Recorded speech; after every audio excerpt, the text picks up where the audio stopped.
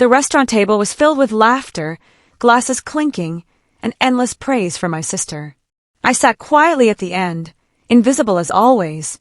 Then my mother lifted her wine glass, looked straight at me, and said with a sneer loud enough for everyone to hear, "Elena, you will never be as good as your sister. Accept it." The room fell silent. Every eye turned toward me. I smiled calmly on the outside, but inside I made a decision. This would be the last time they humiliated me. Before we continue, make sure to subscribe to our channel and leave your comments. The restaurant's golden chandeliers shimmered above the long mahogany table, casting warm light over wine glasses, polished cutlery, and faces that looked far too eager to watch me squirm. I sat quietly at the end of the table, 34 years old, dressed in a simple navy blouse and black slacks, an outfit I had chosen carefully, professional yet understated. I didn't belong here, not really. My sister always made sure of that. Across from me, her laugh rang like a bell. Loud, calculated, too perfect. Clara Donovan, 31 years old, a corporate lawyer at one of Chicago's biggest firms. My younger sister, the family's pride, the golden child, the one who had always been described as brilliant, beautiful, ambitious. And then there was me, Elena Donovan, 34, a mid-level architect in a mid-sized firm, still paying off student loans, still figuring things out in my mother's eyes. The dinner had been arranged to celebrate Clara's new promotion, junior partner at her law firm. My mother, Margaret Donovan, 60, retired high school principal, had orchestrated it all, as if Clara's triumph was a royal coronation. She had invited relatives, family friends, and even old neighbors. Everyone was here to praise Clara, and as I quickly realized, to belittle me. "So, Elena," my mother's voice cut across the chatter like a knife. She leaned forward, smiling tightly, her pearl necklace catching the chandelier light. "I suppose you're still working on those little building projects?" Her tone dripped with condescension. I swallowed, forcing a polite smile. "I'm designing a community center on the south side. It's been challenging but rewarding." "A community center," she repeated, as if I'd said I was stacking Lego bricks in a basement. Clara, meanwhile, is handling million-dollar cases. Can you imagine the difference? Laughter scattered around the table. My uncle chuckled, my aunt smirked, and Clara gave me that trademark sympathetic smile, the one that said I win. Again. "Mom," Clara said softly, placing her manicured hand on my mother's. "Don't tease Elena. She tries her best. We can't all be, well, you know." I felt heat rise in my chest. The words hung in the air, casual, dismissive, yet sharp as a blade. "We can't all be you." My fork scraped against my plate, but I kept my expression calm. I had learned long ago not to give them the satisfaction of seeing me break. That was when my mother leaned back, swirling her wine, her eyes boring into me with a sneer that had haunted me since childhood. "Elena," she said, loud enough for the entire table to hear, "you'll never be as good as your sister. You should accept that." The room went silent. Even the waiter, frozen mid-step with a tray, glanced over. I forced myself to breathe evenly. 34 years of swallowing humiliation, of playing the scapegoat, had taught me control. On the outside, I smiled faintly, as though her words didn't pierce me. But inside, a quiet fire flickered, because this time, I wasn't going to let it go. The humiliation replayed in my mind as I drove back to my small apartment in the city later that night. The skyline glittered in the distance, mocking me with its glass towers and steel frames, monuments to success I felt I'd never quite reached. I sat in the darkness of my living room, staring at the framed sketches on the wall. Designs of buildings I'd poured myself into, projects I believed in, though no one in my family cared. I thought about Clara, her smug smile, her perfect life. Engaged to Daniel Ward, a financial analyst with a 7-figure salary, living in a luxury condo downtown, showered with praise from everyone, especially from Mom. And me, the afterthought, always. But what they didn't know was that architecture had given me more than just a paycheck. It had given me a way of thinking, a way of seeing structure, cracks and foundations. And I had already started noticing cracks in Clara's perfect life. It had begun weeks earlier, almost by accident. I had bumped into one of Clara's colleagues at a networking event downtown. Sophia Martinez, 35, another lawyer at the same firm. Over a glass of wine, she had spoken candidly, not realizing at first that I was Clara's sister. "Clara's sharp, I'll give her that," Sophia had said. "But she cuts corners. She's reckless. Honestly, I don't know how she keeps getting away with it." Something about the way she said it stuck with me. That night, I had gone home and searched Clara's name online. Court cases, client names, even a few obscure blog posts written by legal watchdogs. At first, there was nothing concrete. Just hints, whispers, but enough to make me suspicious. And suspicion was all I needed. The following week, Clara called me. Rare. She usually had no use for me unless she wanted something.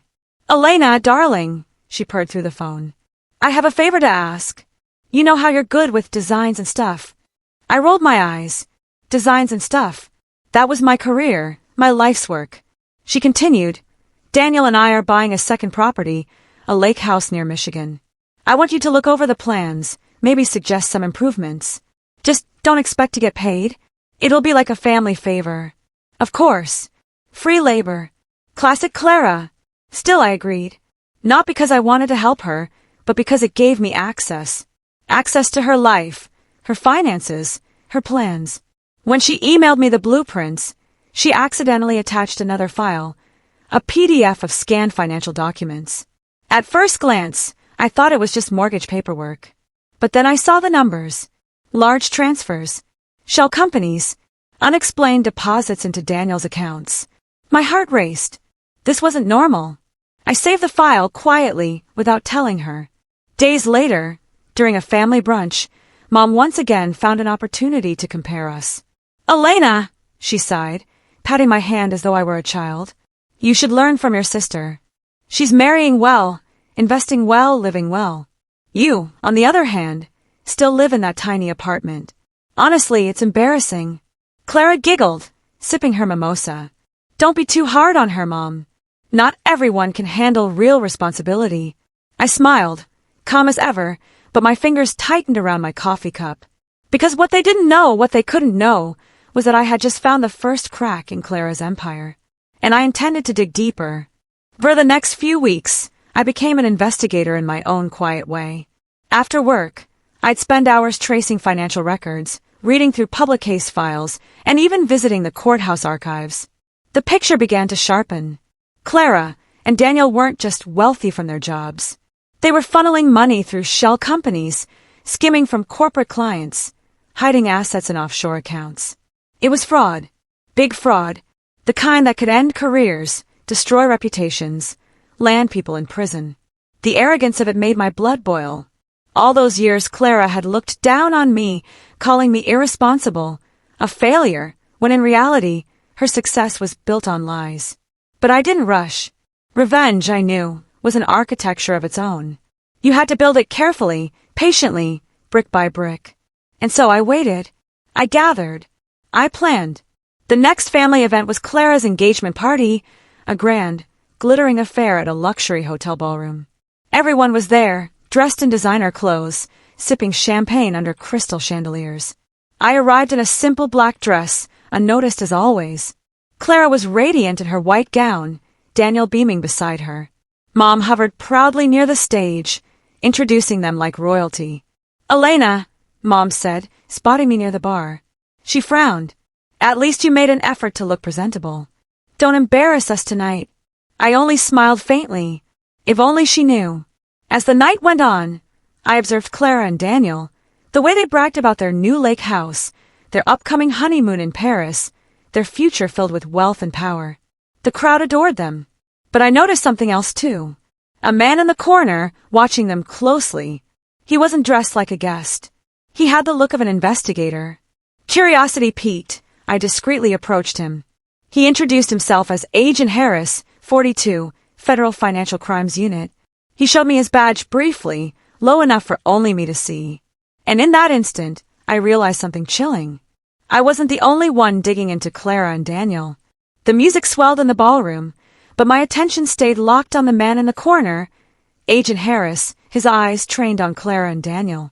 I excused myself from a group of distant relatives and slipped toward him. My heels clicked softly against the marble floor, drowned out by laughter and champagne glasses clinking. "You're watching them?" I said quietly, keeping my smile polite as if we were just two strangers making small talk. He studied me, measuring. "And you're not exactly here for the free champagne." I hesitated, then extended my hand. "Elena Donovan, Clara's sister." That got his attention. His gaze sharpened. "So you've noticed too?" "More than noticed," I murmured. "I have documents, transfers, shell companies. I know what they're doing." He didn't react, not visibly, but his silence was an answer. He already knew. "Then you also know," he said after a pause. "This is bigger than family drama. It's fraud on a corporate scale. If you help us, your sister's entire empire will collapse." A strange calm settled over me. 34 years of being treated like nothing, and suddenly I held a kind of leverage that could change everything. "I'll help," I said. My voice didn't tremble. The weeks that followed felt like living a double life. By day, I continued my quiet work at the architecture firm, sketching blueprints, attending site meetings. To my colleagues, I was the same Elena, reliable, steady, unnoticed. But by night, I was digging deeper into Clara and Daniel's accounts, feeding information to Agent Harris. I became a silent partner in an investigation that was slowly tightening around them like a noose. My mother, of course, remained oblivious. She continued her ritual of calling me, only to scold. "Elena," she said one Sunday afternoon, her voice sharp over the phone. "You should take notes from Clara. She's getting her second property, and you're what? Still wasting time on community projects." I let her words wash over me, my tone light. "I'm doing fine, Mom." "Fine isn't good enough," she snapped. "Honestly, you should be grateful Clara even involves you in her life. Without her, you'd have nothing." I stared at the documents spread across my desk. Proof of Clara's embezzlement, Daniel's offshore accounts, the trail of lies that would soon unravel. For once, I almost laughed. Without Clara, I'd have nothing. No, without Clara, I wouldn't have this. This chance, this power. Clara herself grew bolder as the wedding approached. She called me constantly with demands. "Elena, pick up my dress from the tailor." "Elena, handle the guest list seating chart." "Elena, look at the lake house remodel plans again." She never said thank you. Not once. One evening, while I was reviewing the remodel file she'd sent, I noticed something odd. A side contract hidden among the paperwork. A construction deal under Daniel's shell company, funneling inflated invoices back into their accounts. I forwarded it directly to Harris. His reply was immediate. "This is exactly what we needed." Good work. For the first time in my life, someone in authority was saying good work to me, not to Clara. To me. The engagement party had been lavish, but the wedding was a spectacle. Held at a historic hotel downtown, every detail screamed wealth and power. White roses draped over grand staircases, a string quartet playing softly, guests in tuxedos and designer gowns. I arrived deliberately late, in a simple emerald green dress. Not flashy, but striking enough to make heads turn. For once, I wanted to be seen, not as Clara's shadow but as myself. Clara swept past me in her lace gown, radiant and smug. "Oh, Elena. Thank God you came. I was worried you'd embarrass us by skipping." I smiled faintly. "Don't worry, Clara. I wouldn't miss this." Her fiancé Daniel raised his glass at me, his eyes gleaming with the arrogance of a man who thought he'd beaten the system. But I knew better. Because tonight wasn't just their wedding. It was their reckoning. The ceremony passed in a blur, vows exchanged under crystal chandeliers, applause echoing as they kissed. My mother dabbed her eyes dramatically, squeezing Clara's hand as though she were marrying into royalty. Then came the reception, a grand hall filled with speeches, laughter, and toasts.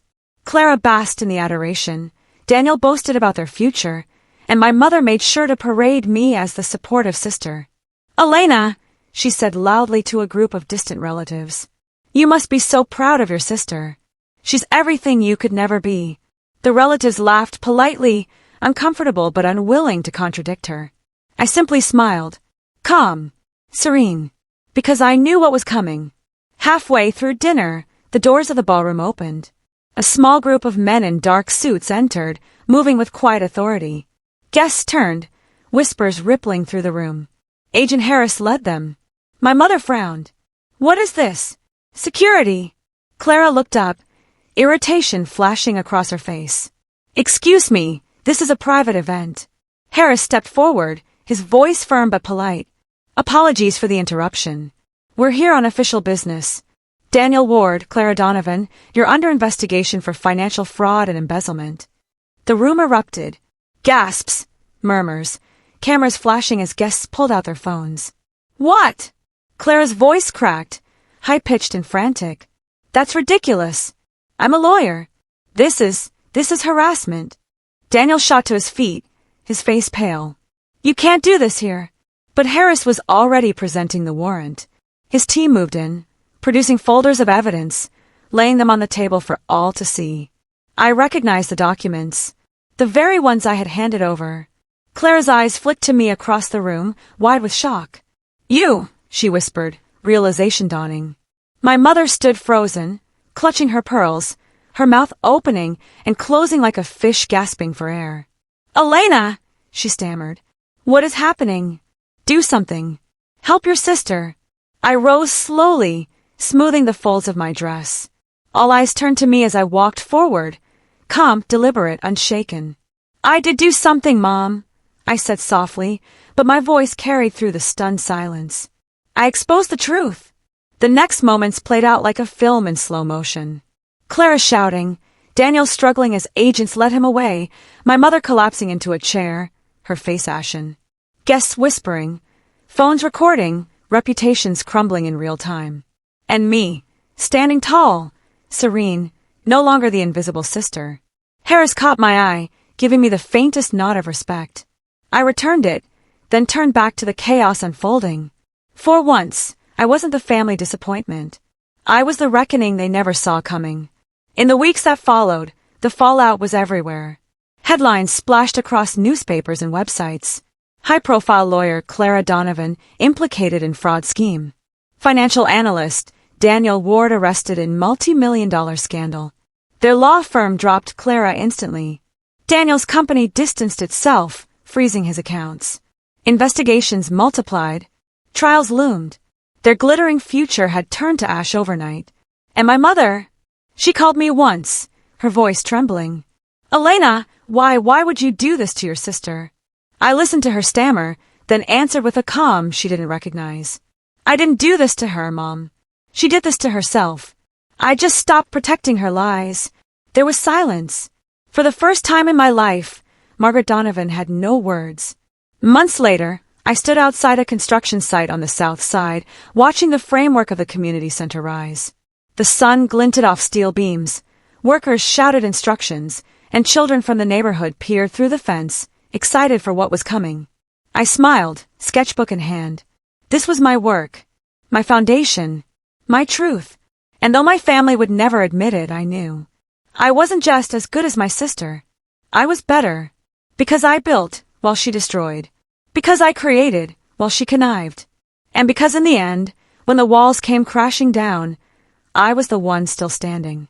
If you like my story, please like the video, subscribe to our channel, and share it with as many people as possible. Thanks for watching. Calm, unshaken, free.